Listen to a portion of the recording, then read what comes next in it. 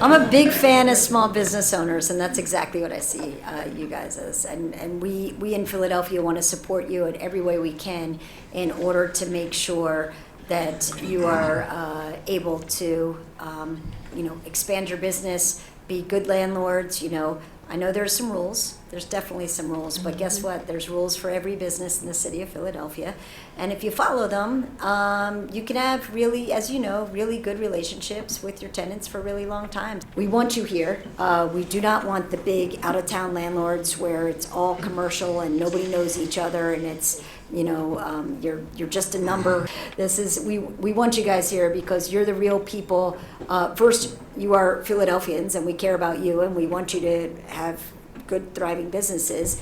And two, we want to keep up the relationships with the landlords and the tenants. And so we'll do what we can to make that happen. The unsubsidized rental housing that you all, as small, I think small business is the right word. My parents are small business owners. They ran a pizza restaurant. I understand the kind of thin margins, the headwinds that, are just unpredictable, including a global pandemic, that have made things so much harder.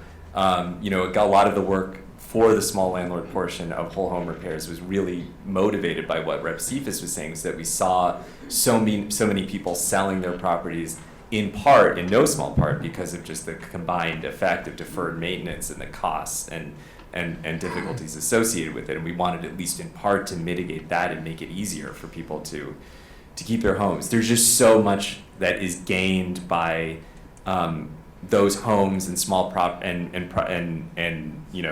apartments staying home and staying close to home, and those relationships being established between landlords and tenants. We've described them. That's critical to, and is critical to the kind of ethos and feel of Philadelphia. Likewise, I just want to make sure that we consider the growth of the city. I think we all want the city to grow. I truly believe in this moment, Philadelphia is really going through a revitalization period. Regardless of where you stand on the Sixer Stadium, it's not reached the state, so I don't have to make a position.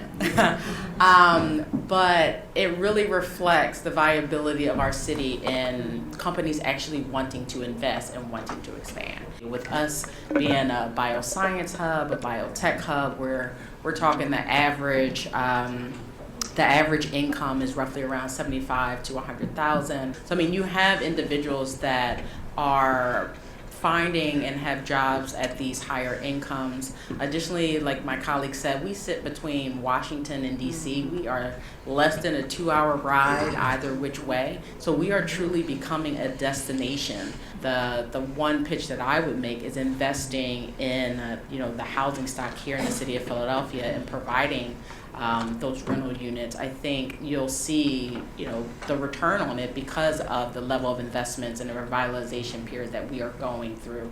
I just have 2 additional things that the city has done for landlords, which is great. One is, it's a good moment, Paul Cohen. I like this. Come on now. One is the Gateway program, which the city has done a really good job on it. They're still working on it, but it is a great resource for everybody. And the other thing I wanted to mention is that PHA has increased the rents that they're paying, which has been a tremendous help for landlords. Historically, the rents were lower than market rent. Actually now, a lot of the rents are higher than market rent. So there's a great opportunity for everybody if you want to get into housing choice vouchers. And start working with PHA.